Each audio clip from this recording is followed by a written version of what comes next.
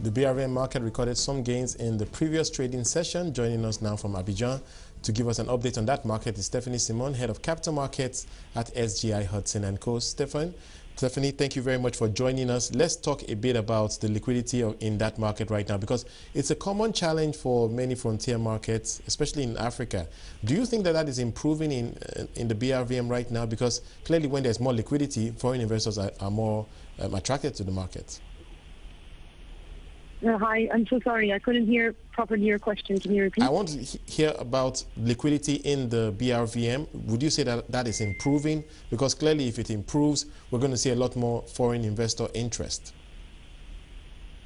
Yeah, generally we've seen volumes traded on the BRVM increased since the market adopted the continuous quotation back in September 2013. So for the last 12 months, for example, we're seeing about $1 million equivalent being traded in volume terms on the BRVM. So roughly $2.5 billion US on a week. Sorry, 2.5 billion CFA francs on a week. The only thing is that lately we have seen volumes coming off slightly. So instead of trading 500 million a day, we were seeing less activity in the market, and I would explain that mainly by the turmoil we've seen lately on emerging markets and to some extent on frontier markets.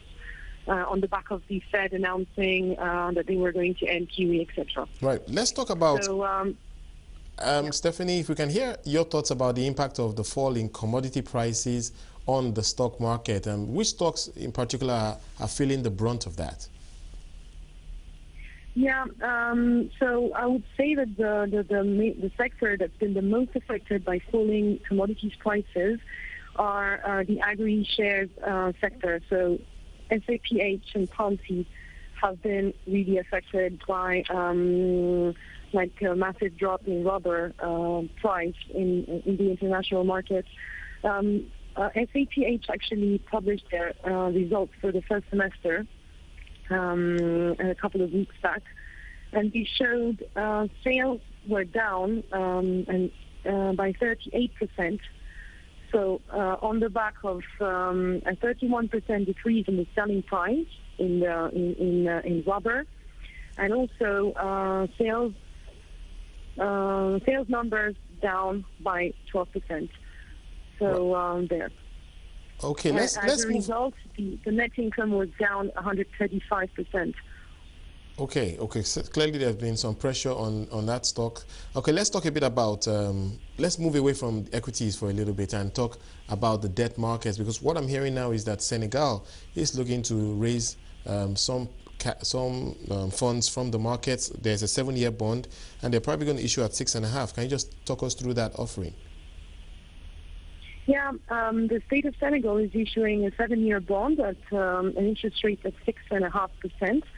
They are helping to raise 75 billion CFA francs, so that's equivalent to $140 million US. The bond will pay an annual interest, and the notional is amortized on a yearly basis after 2 years until maturity.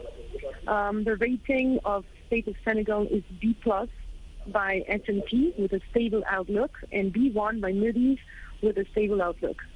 Okay. And we expect most of the demand on this bond to come from the Wenu region. Do foreign investors also participate in some of these local bond offerings? Because we know that the currency is pegged to the euro, so there's very little exchange rate risk if you are investing, for instance, from a European country. So is that making some of these bonds attractive to foreign investors?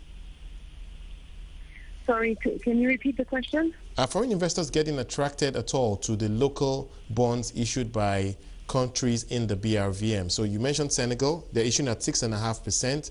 And if we have a stable euro and a stable CFA franc, that may attract some investors from Europe. So I want to find out from you if we are seeing foreign investors invest in the local bonds. Okay. The CFA franc is pegged to the euro. It's a fixed parity of 655.957 CFA franc for €1. So there is only limited risk for euro-based investors to invest in the BRVM. But for now, we've seen mainly foreign investors involved in our markets on the stock, on shares, and not on the bond market, because the bond market is very much